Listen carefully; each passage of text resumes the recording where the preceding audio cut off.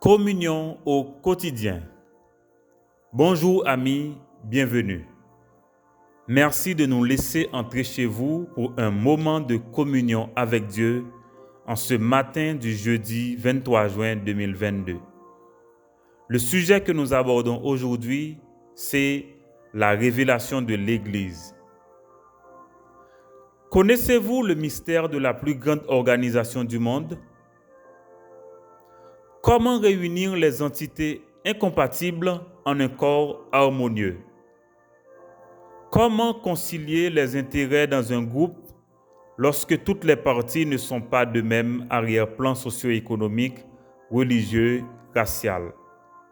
Et comment réunir les gens qui se répulsent? La seule réponse, amis, c'est la grâce en Christ, l'Église.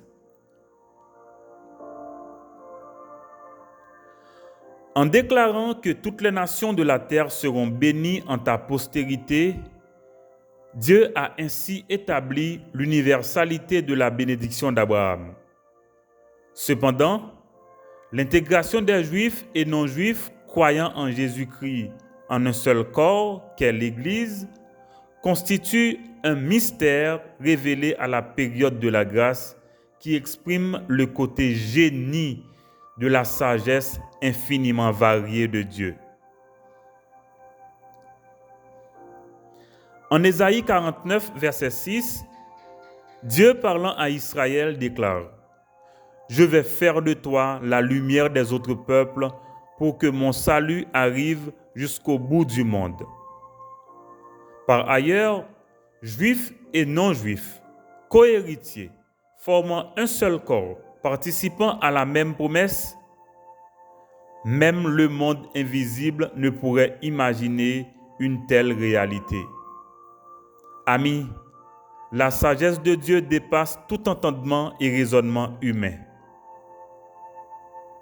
Il y a de ces réalités dont seul le conseil divin a le secret et dont la révélation se donne uniquement au temps marqué, voulu, décrété et établi par Dieu. Paul relate ce fait en Éphésiens chapitre 3, versets 1 à 12, quand la Bible dit: « À cause de cela, moi, Paul, le prisonnier de Christ pour vous, païens, si du moins vous avez appris quelle est la dispensation de la grâce de Dieu qui m'a été donnée pour vous, c'est par révélation que j'ai eu connaissance du mystère sur lequel je viens d'écrire en peu de mots. En lisant, vous pouvez représenter l'intelligence que j'ai du mystère de Christ. Il n'a pas été manifesté aux fils des hommes dans les autres générations, comme il a été révélé maintenant par l'Esprit aux apôtres et prophètes de Christ. Ce mystère, c'est que les païens sont cohéritiers, forment un même corps et participent à la même promesse en Jésus-Christ par l'Évangile dont j'ai été fait ministre selon le don de la grâce qui m'a été accordé par l'efficacité de sa puissance.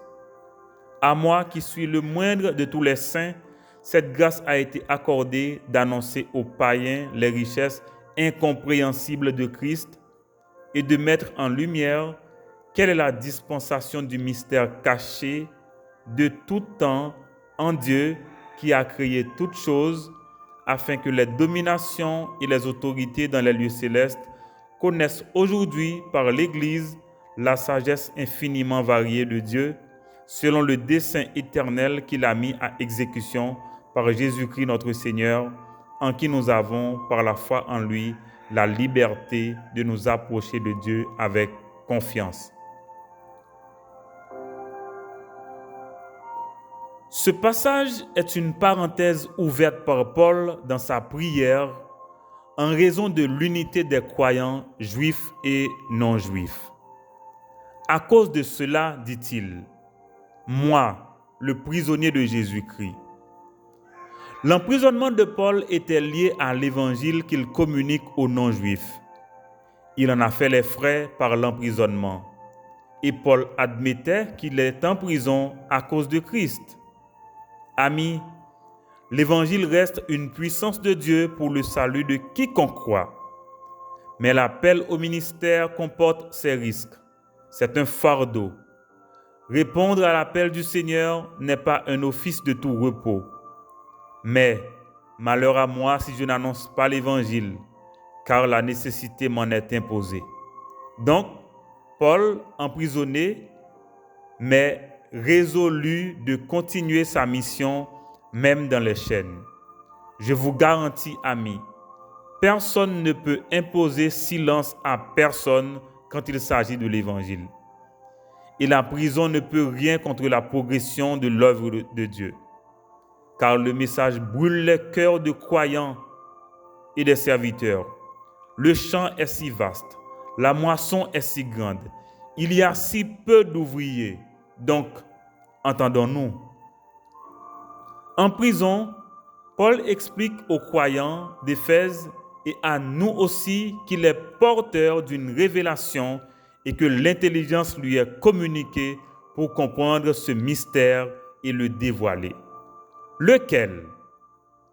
En Christ, par l'Évangile, tous les croyants, juifs et non-juifs, reçoivent le même héritage, donc sont co-héritiers, font partie du même corps et participent à la même promesse. Oui, Paul, pour un mystère, c'en est un. Mais comment Dieu accomplit-il ce mystère? Par l'Église. Quoi? Oui, au contraire, même le monde invisible s'étonne et s'incline devant la sagesse infiniment variée de Dieu pour la révélation de ce mystère en Jésus-Christ. Ensuite, désormais, tous les croyants peuvent s'approcher de Dieu avec confiance. Et alors, je ne peux que prier, fléchir les genoux devant le Père. Donc, amis, Dieu veut que nous comprenions ce mystère afin d'appliquer ce message à bon escient. C'est un privilège.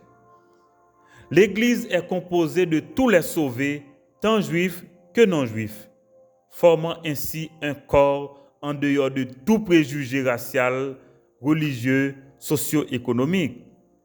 Et d'une manière ou d'une autre, les croyants sont tous des missionnaires de la grâce pour atteindre des cibles pour Dieu sur le terrain que le Saint-Esprit a préparé.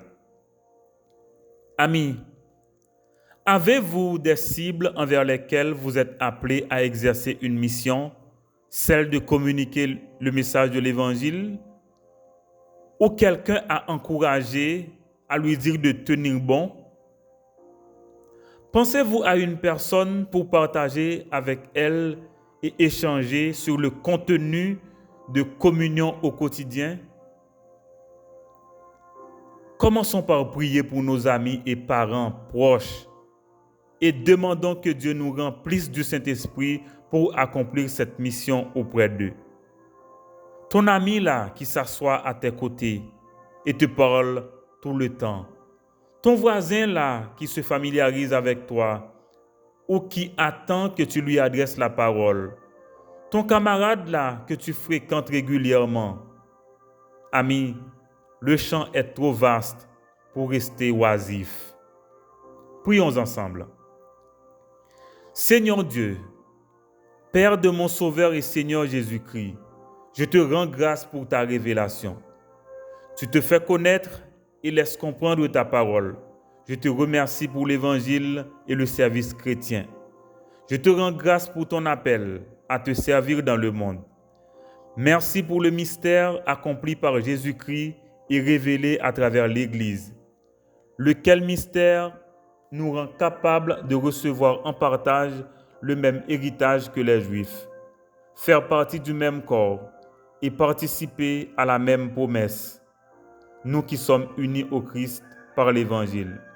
Dans ta bienveillance, tu me donnes d'être serviteur de la bonne nouvelle pour toute personne qui n'est pas née de nouveau et révéler la richesse profonde de Christ à tes enfants et leur montrer clairement comment Dieu accomplit ce mystère en faveur des croyants. Et à travers l'Église, tous peuvent connaître la sagesse infiniment variée de Dieu, réalisée et accomplie dans le Christ. Je célèbre la liberté de m'approcher de toi avec confiance sans me laisser décourager.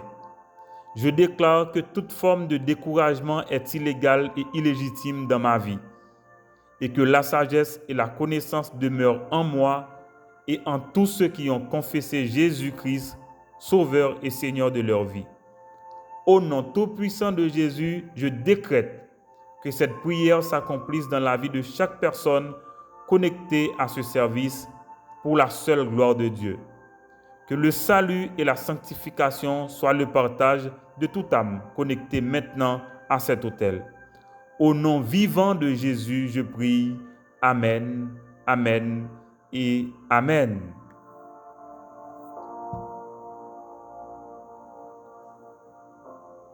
Amis, je vous encourage à célébrer la grâce de Dieu aujourd'hui, à célébrer votre identité en Christ.